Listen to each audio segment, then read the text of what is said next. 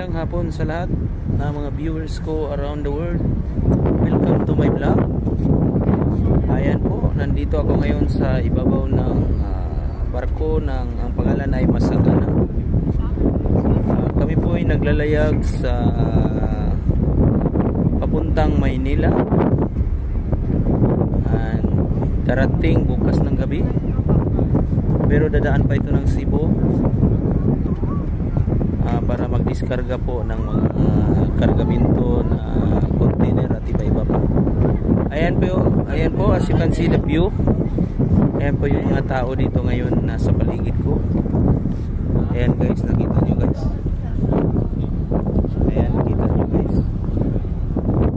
Ayan, ito yung rooftop kabali ng barko. Pero pwede ko rin ipakita sa inyo yung mismong guys, yung mismong pero mahangin kasi doon dapit banda sa may gilid. Dito lang muna ako para hindi maingay yung mismong sounds, hindi masyado maingay. So mamaya mga ilang sandali mag-dinner na kami. May dinner doon sa ibaba kasi kasama naman to sa package doon sa mismong ticket. Kaya bababa na rin ako para mamaya kakain. Ayan guys, surrounding ngayon dito. Ayan, tugo.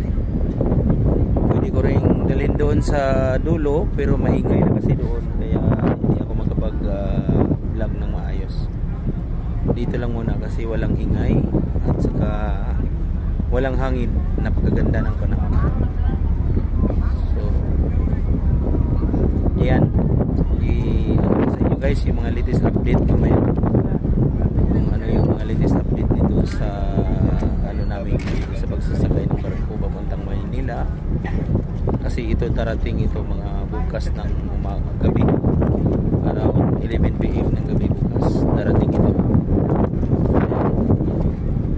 So as you can see guys, makikita nyo yung mga escort sa barko. Ayan, pakita ko sa inyo. Hindi mo masyado makita. Yan guys, yan mga escort yan sa barko guys. Yan ang dulo ng barko.